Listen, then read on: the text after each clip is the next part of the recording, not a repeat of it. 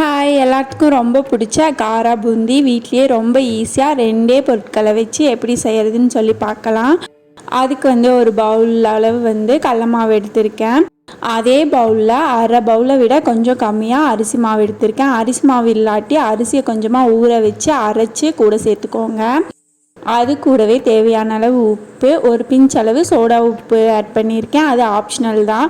காரத்துக்கு உங்களுக்கு காரத்துக்கு ஏற்ற மாதிரி மிளகாய் தூள் ஆட் பண்ணி மிக்ஸ் பண்ணிவிட்டு ஒரு பவுல் அளவு தண்ணி ஆட் பண்ணி மிக்ஸ் பண்ணி பாருங்கள். அதோட கன்சிஸ்டன்சி பார்த்துட்டு மறுபடியும் கொஞ்சமாக தண்ணி ஆட் பண்ணி நல்லா மிக்ஸ் பண்ணுங்கள். கரண்டியில் மிக்ஸ் பண்ணிங்கன்னா கண்டிப்பாக மிக்ஸ் ஆகாது. கையில் நல்லா கரைச்சி எடுத்துக்கோங்க.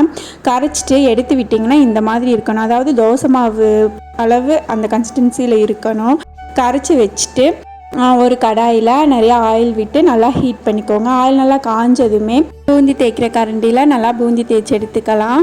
ஆயில் பபிள்ஸ் நல்லா வரும். பபிள்ஸ் அடங்கினதுமே நல்லா பொன்னிறமாக ஆனதுக்கப்புறமா எண்ணெயிலிருந்து பூந்தியை பிரித்து எடுத்துடலாம். இதே மாதிரி கலக்கி வச்சுருக்க எல்லா மாவையும் போட்டு எடுத்துக்கலாம். சூப்பர் டேஸ்ட்டாக இருக்கும். கண்டிப்பாக ட்ரை பண்ணி பாருங்கள். ரொம்ப சிம்பிளான மெத்தட் தான். 10 மினிட்ஸில் ஒரு ஸ்நாக்ஸ் ரெடி. ஸ்நாக்ஸ் பாக்ஸ்க்கு ஹெல்த்தியாக நம்ம குழந்தைங்களுக்கு போட்டு கொடுத்துடலாம். நம்மளுமே கொஞ்சம் ஹெல்த்தியாக சாப்பிட்லாம். ஆயில் ஐட்டம் அவாய்ட் பண்ணணும் தான், இருந்தாலும் அப்பப்போ செஞ்சு சாப்பிட்டுக்கலாம்.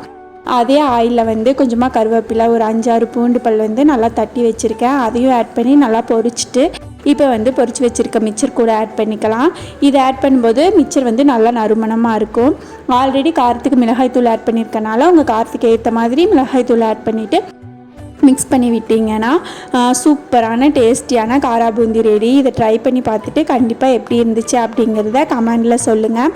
நெக்ஸ்ட் வீடியோவில் இதே மாதிரி ஏதாச்சும் ஒரு சிம்பிளான ரெசிபியோடு சந்திக்கலாம். பாய்.